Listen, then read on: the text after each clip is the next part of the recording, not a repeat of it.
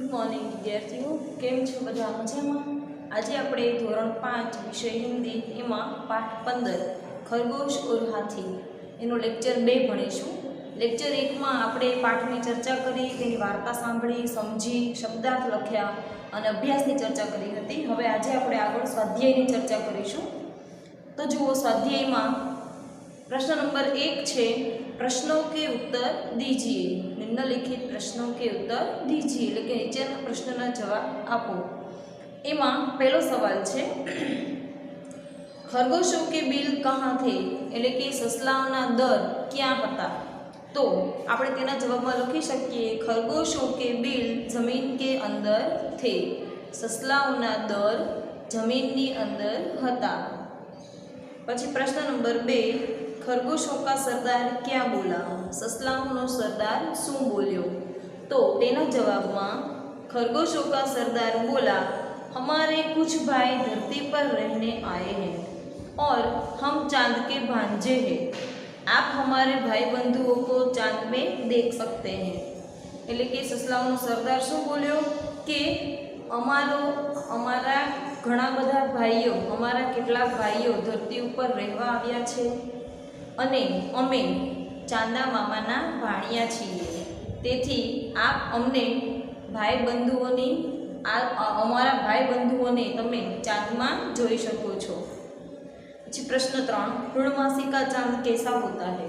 तो जवाब में આપણે લખી શકીએ, પૂર્ણમાસી का चांद बड़ा और गोल थाली जैसा होता है। એટલે કે પૂનમનો ચાંદો ગોળ અને થાળી જેવો હોય છે। तालाब में क्या दिखाई दे रहा है। तलाव में शू देखाई रह्यु छे। तो तेना जवाब में तालाब में चांद दिखाई दे रहा है, वह लहरों के साथ ऊपर नीचे हो रहा है। એટલે કે તળાવમાં ચાંદો દેખાઈ રહ્યો છે અને તે પવનની લહેરો જે આવે છે તેની સાથે ઉપર નીચે થઈ રહ્યો છે। चांदा मामा से माफी कौन मांग रहा है। એટલે કે ચાંદા મામાથી કોણ માફી માંગી રહ્યું છે। તો તેના જવાબમાં હાથીઓ का सरदार चांदा मामा से माफी मांग रहा है। એટલે કે હાથીઓનો સરદાર ચાંદા મામાથી માફી માંગે છે। પછી પ્રશ્ન નંબર 2, मातृभाषा में अनुवाद कीजिए। मातृभाषा में अनुवाद कीजिए। निम्नलिखित वाक्यों એટલે કે નીચેના વાક્યોનું ગુજરાતી ભાષામાં રૂપાંતર કરો।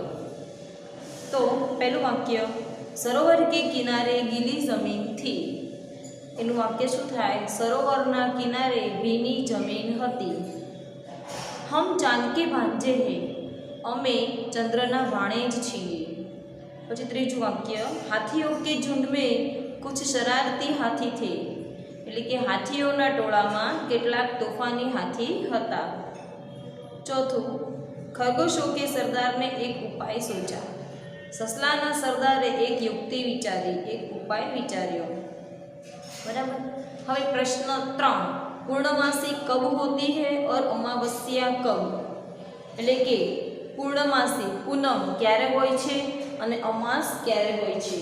તો તેના જવાબમાં આપણે લખી શકીએ, पूर्णमासी किसी भी महीने के शुक्ल पक्ष के अंतिम दिन होती है और अमावस्या कृष्ण पक्ष के अंतिम दिन होती है।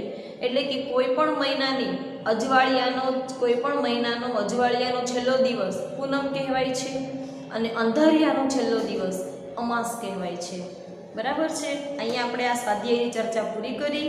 તમારે નોટબુકમાં સુંદર અક્ષરે સ્વાધ્યાય લખવાનું છે, દરેક પ્રશ્નો પણ લખવાના છે। અને હવે અંતમાં છે પઢીએ और समझिए, એ તમારે માત્ર વાક્ય નોટમાં લખવાના જ છે। તો જુઓ, સમજદારી से बड़ा कार्य हो सकता है। એટલે કે સમજદારીથી તમે કોઈ પણ પ્રકારનું મોટું કાર્ય કરી શકો છો। दूसरों को तकलीफ हो ऐसा कार्य हमें नहीं करना चाहिए। એટલે કે બીજા લોકોને તકલીફ પડે એવું કાર્ય આપણે કરવું જોઈએ નહીં।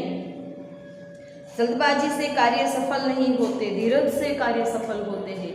એટલે કે ઉતાવળમાં કોઈ પણ કાર્ય સિદ્ધ થતું નથી, ધીરજ રાખવાથી, શાંતિ રાખવાથી તમારું કાર્ય સફળ થાય છે। બરાબર છે। અહીંયા આપણે 15મા પાઠની ચર્ચા પૂરી કરી, સ્વાધ્યાય પણ પૂર્ણ કર્યું, તમારે નોટબુકમાં લખવાનું છે।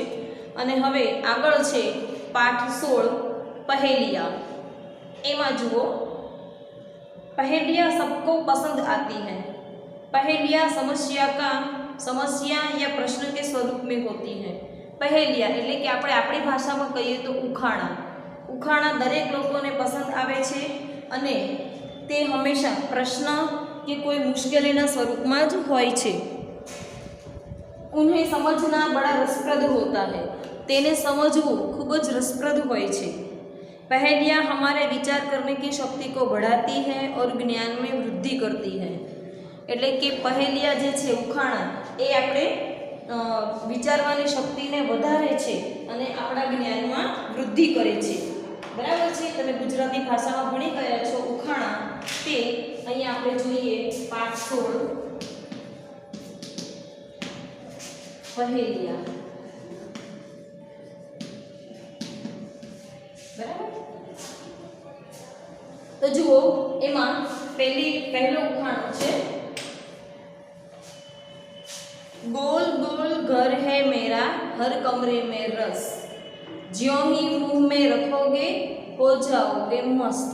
એટલે કે મારું ઘર ગોળ ગોળ છે, દરેક રૂમમાં રસ છે, તમે જ્યાં મોઢામાં મૂકો છો ત્યાં તમે મસ્ત થઈ જાઓ છો। તો આ વસ્તુ કોણ છે?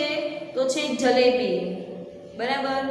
પછી 2 धरती में मैं पैर छिपाता, धरती में मैं पैर छिपाता, आसमान में शीश उठाता, टिकता मुँह पर चल नहीं पाता, पैरों से हूँ भोजन खाता। એટલે કે ધરતી ઉપર હું મારા પગ છુપાવું છું, ધરતીમાં મારા પગ છુપાવું છું, આકાશમાં હું મારું સર ઉઠાવું છું, મારું મસ્તક ઉઠાવું છું, ટકી રહું છું પણ ચાલી નથી શકતું, पैरों से हूँ भोजन खाता એટલે કે મારા પગથી હું ભોજન કરું છું।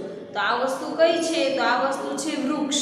વૃક્ષ તમને ખબર છે કે તેના મૂળ જમીનમાં ઊંડે સુધી હોય, તેના આધારે જ તે થડના આધારે ટકી શકે છે અને વૃક્ષના આધારે જ તેને પાણી મળે છે એટલે તે ભોજન કરે છે। તે ઊભું રહી શકે છે પણ ચાલી શકતું નથી એટલે આનો જવાબ આવે વૃક્ષ। પછી ત્રીજું 3 अक्षर का मेरा नाम, सिर के ऊपर मेरा स्थान, अंत कटे तो पग बन जाऊं, मध्य कटे तो पड़ी रहूं। बराबर। 3 अक्षरનું મારું નામ છે, સિર કે ઉપર મેરા સ્થાન એટલે કે મસ્તકની ઉપર તેની જગ્યા છે, તેનું સ્થાન છે। અંત કટે તો પગ બન જાઓ, અંત એટલે કે તેને છેડેથી કાઢી લો તો તે પગના સ્થાનમાં ઉપયોગી આવે છે। અને મધ્ય કટે તો પડી રહું, વચ્ચેથી કાપી નાખો તો તે પડી રહે છે, કંઈ ઉપયોગમાં આવતી નથી। તો આ શું છે? પાઘડી। શું આવે? પાઘડી। પછી ચોથું पहाड़ है पर पत्थर नहीं, नदी है पर जल नहीं, शहर है पर जीव नहीं, जंगल है पर पेड़ नहीं।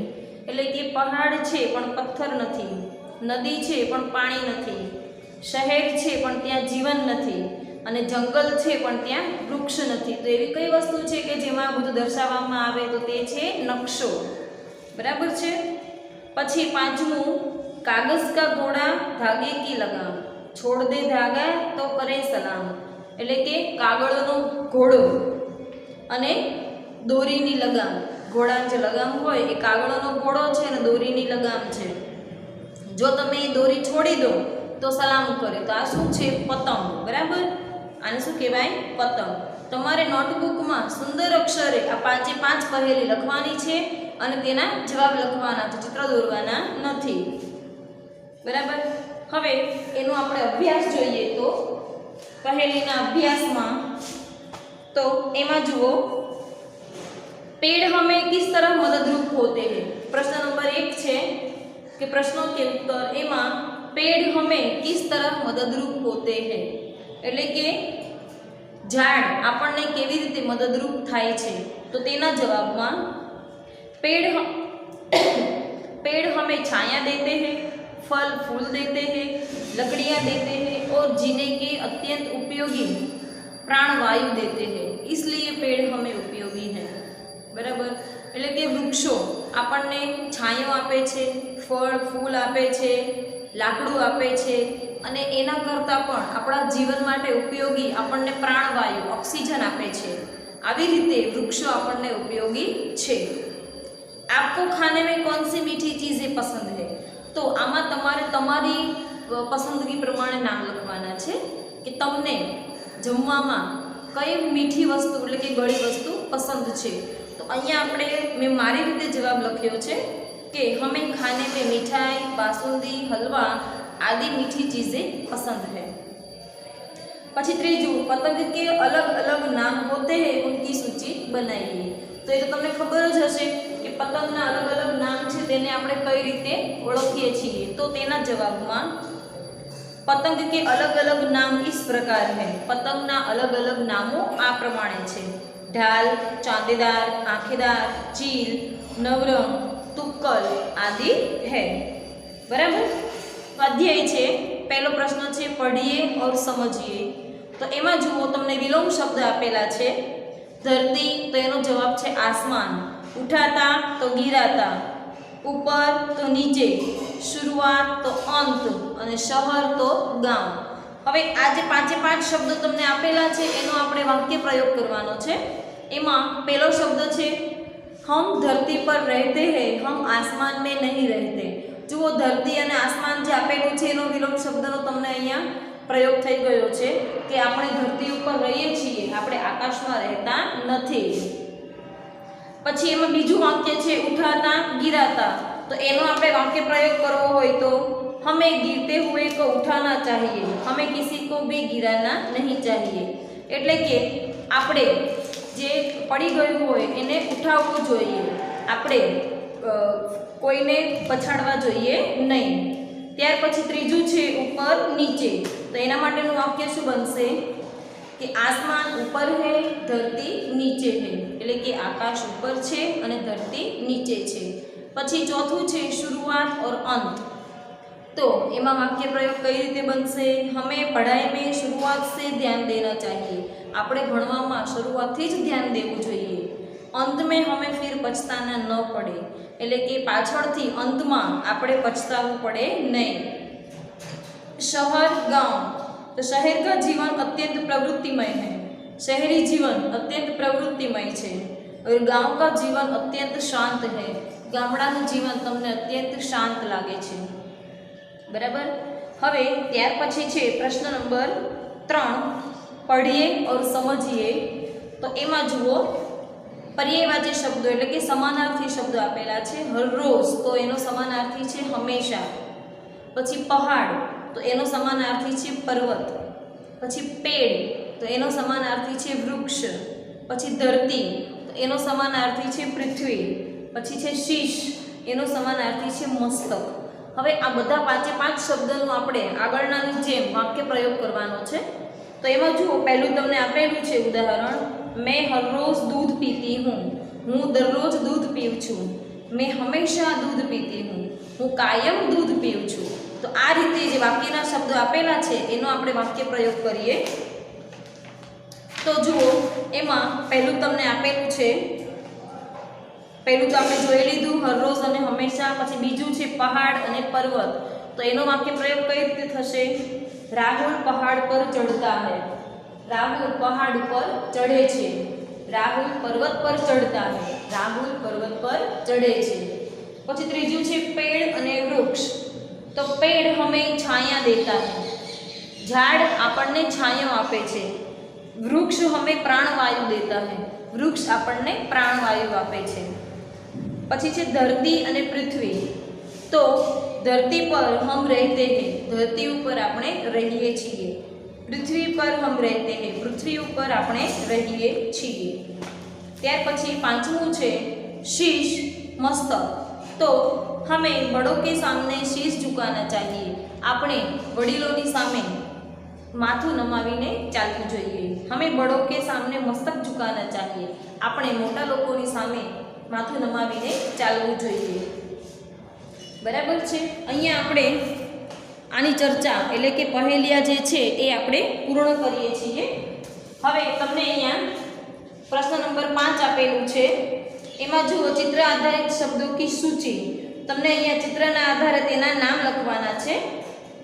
जो एमा अने लिखो क्या बातें कर रहे होंगे आपस में। चित्र जे आपेला छे ते आपस में એટલે કે અંદરો અંદર શું વાતો કરી રહ્યા હશે। તો જેમ કે પેલું ચિત્ર છે गधा और कुंभार। तो गधा आदमी से क्या बात कर रहा होगा। પછી બીજું છે चाय वाला और शेर। तो चाय वाला शेर से क्या बात कर रहा होगा। પછી ત્રીજું છે સુअर, तो ये दोनों सुअर आपस में क्या बातें कर रहे होंगे।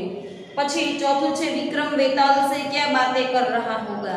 આ ચારે તો આપણે આપણી રીતે વિચારીને લખવાના છે। ત્યાર પછી છે રસ્તાનું તમને સિગ્નલ આપેલું છે કે એક ભાઈ ત્યાં ઊભા છે તે શું વિચારતા હશે। પછી વાંદરો આપેલો છે સિતાર વગાડતો, એનું તમારે ઉલ્લેખ કરવાનો છે। પછી સાપ છે અને કુકરી છે અને 10 કિલોનો વજન છે। આ રીતનું તમારે ચિત્ર નોટબુકમાં લખવાના છે નામ અને તેની ચર્ચા કરવાની છે। અહીંયા આપણે પાઠ 16 છે પહેલિયા તે પૂર્ણ કરીએ છીએ।